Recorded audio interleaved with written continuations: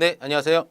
네, 신홍원사입니다. 자, 이제 우리가 지난 시간까지는 이제 납세 신고의 세액의 정정에 대해서 배웠습니다. 이제 그 다음에는 이제 수정 신고입니다. 그래서 보시면은 이제 49페이지 세액 수정 신고 보시면 됩니다. 자, 지난 시간에 이제 납세 신고세, 납세 신고를 납세문자가 스스로 하고 납세 신고를 하고 이것에 대해서 세액에 대해서 정정, 그죠? 납세 신고에 대해서 정정하는 경우에는 이제 크게 정정이 있었고, 그다음에 보정, 그다음에 수정, 그다음에 경정. 그다음에 경정 청구가 있었습니다. 그래서 두 개를 했고요. 이제 요걸 할 차례입니다. 수정. 그렇죠? 수정 같은 경우는 이제 보정 기간이 지난 다음에 이제 납부세액에 대해서 이제 부족세액에 대해서 이제 수정을 하는 겁니다.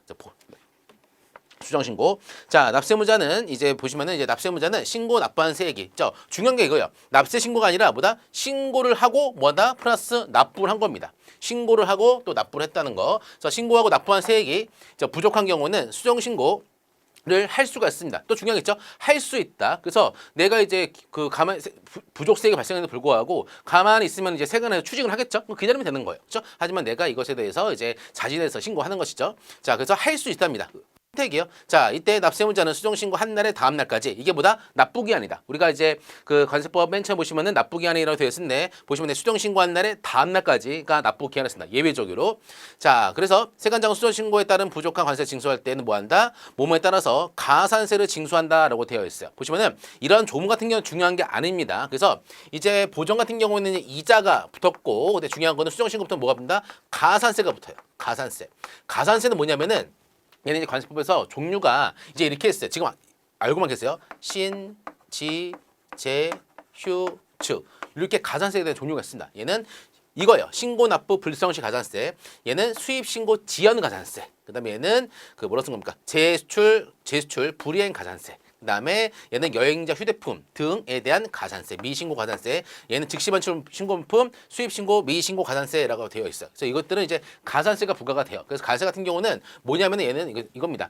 세관에서 너가 이렇게 하라고 의무를 줬는데 안 한 거야. 그리고 또는 잘못한 거야. 그러면은 이제 의무에 대해서 잘못하게 되면은 약간의 벌을 줘야겠죠. 뭐다? 금전적으로 벌을 주는 것이다. 뭐다? 돈으로 떼우는 겁니다. 그래서 보시면은 이제 납세 신고 납부한 세액에 대해서 일정 금액을 이제 그 의무를 불이행했다고 해가 불이행 또는 미이행했다고 해가지고 그 자한테 일정한 금액을 이제 그 징수하는 거예요. 그래서 뭐다? 과태료적인 성격이 있습니다. 과태료적. 그래서 이거 잘못했다 해가지고 뭐 빨간줄 거치는 게 아니죠. 형벌이 일어나는 게 아닙니다. 약간 과태료적인 성격이 있고 뭐다? 의무 불이행에 대한 제재다. 제대로 해라 그겁니다. 그렇죠? 그래서 중요한 게 포인트가 수정신고 같은 경우에는 이제 그 납부기한이 수정신고 한 날의 다음 날까지 부족세액에 대해서 이제 그 가산세와 함께 납부를 해야 된다. 그 다음에 이제 가산세를 징수한다라는 것이고 가로가 중요하죠. 자, 보는 보정기간이 지난 날부터 보정 배웠죠. 지난 시간에 납부하는 날부터 6개월 보정기간이 지난 날부터 관세 부과의 제척기간 끝나기 전까지 한정한다라고 되어 있습니다. 보시면은 이제 요 말 같은 경우 상당히 어려울 수가 있어요. 관세 부과의 제척기간. 요거는 이제 납세의무 소멸에서 자세하게 나오는데 이거 있어요. 제척기간. 말이 참 어렵죠. 제척기간. 자, 제척기간 뭐냐면은 이제 이런 경우 이제 수입 신고를 하고 즉 그때 납세 신고를 하고 이제 관세 등을 납부를 했습니다. 근데 이것에 대해서 이제 원래 10만 원 납부해야 되는데 이 사람이 5만 원만 납부를 한 거예요. 그러면 뭐다? 5만 원에서 더 내야겠지. 그래서 세관에서는 5만 원을 이제 추징을 하려고 합니다. 그래서 그 자가 애초에 이제 납세 신고를 해서 세액을 1차적으로 확정을 했어요. 그렇죠? 그래서 하지만 이제 얘는 잘못 신고한 것이지. 그래서 추가적으로 세관에서 제대로 이 자에 대해서 2차적인 확정을 합니다. 너는 5만 원이 아니야. 너는 10만 원에 대해서 관세를 내야 돼라고. 그래서 그거를 이제 부과할 수 있는 겁니다. 부과. 세관에서 관세를 부과할 수 있는 기간. 부과할 수 있는 기간. 그래서 이 기간이 지나게 되면은 뭐다?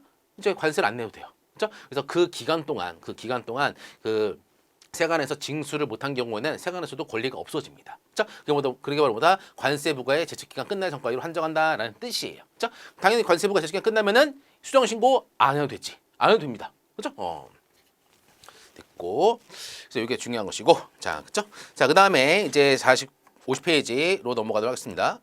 자, 50페이지 보게 되면은 이제 경정 청구라고 되어 있습니다. 경정 청구. 자, 경정 청구 같은 경우에는 이거 이제 전에 나왔는데 경정 청구 뭐냐면은 얘는 이제 부족세액이고 얘는 뭐다? 관세 등을 뭐다? 바보처럼 과다하게 납부한 거예요. 과다하게 납부. 원래 관세를 그 5만 원 내야 되는 건데 이 사람이 그 세액을 잘못 신고해가지고 10만 원을 납부한 겁니다. 그렇죠? 그래서 어제도 이제 제 화주에서도 물품이나 가격을 잘못 주셔가지고 이것에 대해서 뭐 한다 경정 청구했어요. 원래는 관세 한 5천만 원 정도 납부를 해야 되는 것인데 가격을 잘못 줘가지고 이것에 대해서 1억 원에 대한 관세를 냈습니다. 그래서 보다 우리 납세 신고 잘못했어요. 보다 다시 돌려주세요라고 하는 겁니다. 그래서 내가 얘기하는 거죠. 세관장한테 경정 청구해 주세요. 내가 신고한 세액이 잘못됐으니까 1차적 확정이 잘못됐으니까 2차적으로 세액을 증액해가지고 확정해 주세요라고 하는 겁니다. 보다 경정을 해달라는 청구입니다.